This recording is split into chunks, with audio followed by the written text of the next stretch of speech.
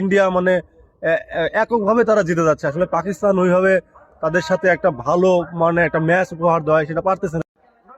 শাওন ভাই, আমাদের সেই বহুল প্রতীক্ষিত ইন্ডিয়া পাকিস্তান ম্যাচ হয়ে গেল। তো এখানে পাকিস্তানের যে আগেকার যে রূপ ছিল, আমরা জানতাম যে ইন্ডিয়া পাকিস্তান ম্যাচ মানে ভরপুর উত্তেজনা।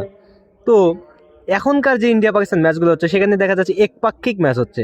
সেখানে ম্যাচ হলেই ইন্ডিয়া জিতে যাচ্ছে।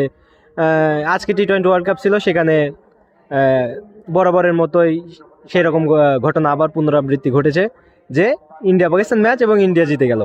তো পাকিস্তানের সেই রূপ কি আবার ফিরে আসবে, যে পাকিস্তানের ম্যাচে সেই ভয়ঙ্কর পাকিস্তান? তা আপনার কি মনে হয় কবে পাকিস্তান কামব্যাক করবে আবার? হ্যাঁ, প্রশ্নটা অনেক দারুণ ছিল। আসলে টি-20 ওয়ার্ল্ড কাপ চলতেছে এবং ভারত পাকিস্তানের ম্যাচ আমরা অলরেডি দেখে ফেললাম। এখন সব থেকে বড় কথা হচ্ছে, বিগত কয়েকটা টুর্নামেন্টে যখনই ভারত এবং পাকিস্তানের ম্যাচ হয়, আমি দেখতেছি এই জায়গাটাতে ইন্ডিয়া মানে এককভাবে তারা জিতে যাচ্ছে। আসলে পাকিস্তান ওইভাবে তাদের সাথে একটা ভালো মানে একটা ম্যাচ উপহার দেওয়া সেটা পারতেছে না। কারণ হচ্ছে কি, আপনি একটা জিনিস খেয়াল করে দেখবেন যে বিগত 11 তারিখে পাকিস্তানের একটা প্লেয়ার ড্রাফট হয়ে গেল, মানে পিএসএল এর। তো সেই জায়গাতে কিছু ইন্টারন্যাশনালের কিছু মানে খ্যাতি প্লেয়ার, অর্থাৎ যারা টি-20 ক্রিকেটে অনেক ভারসাম্য একজন প্লেয়ার, সেই সমস্ত প্লেয়ারদেরকে নামে থাকা সত্ত্বেও তারা কিন্তু ডিরেক্টলি আনসোল্ড হয়ে গেছে। হ্যাঁ, এবং পাকিস্তানের সমস্যাটা আমি এর আগেও বলেছিলাম আপনাদের কোনো একটা ভিডিওতে, যে পাকিস্তান তারা যে কোনো একটা মানে বেসিক স্কোয়াড সাজাতে পারে না। মানে দেখবেন যে কখনো রেজওয়ান চলে আসতেছে ওপেনিং এর জন্য, কখনো সাহেবজাদা ফারহান, আবার কখনো ফাকার জামান, কখনো সাহেব আয়ুব, সাথে অন্য কেউ।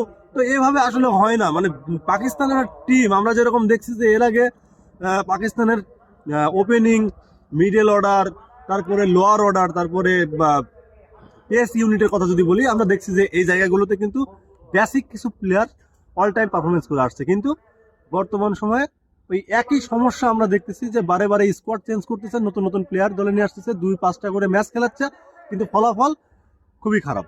তো আমার মনে হয় যে পিএসএলটাতে তাদের ফোকাসটা আরো বাড়ানো উচিত। মাঝে কিছু অভিজ্ঞ প্লেয়ারকেও থাকা দরকার, কারণ এনারা যদি দলে থাকে তাহলে পাকিস্তান এই জায়গা থেকে কামব্যাক করতে পারে।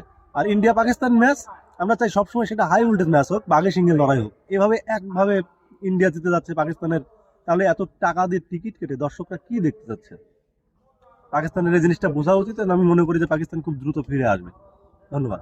ইন্ডিয়া মানে এককভাবে তারা জিতে যাচ্ছে। আসলে পাকিস্তান ওইভাবে তাদের সাথে একটা ভালো মানে একটা ম্যাচ উপহার দেওয়া সেটা পারতেছে না। শাওন ভাই, আমাদের সেই বহুল প্রতীক্ষিত ইন্ডিয়া পাকিস্তান ম্যাচ হয়ে গেল। তো এখানে পাকিস্তানের যে আগেকার যে রূপ ছিল, আমরা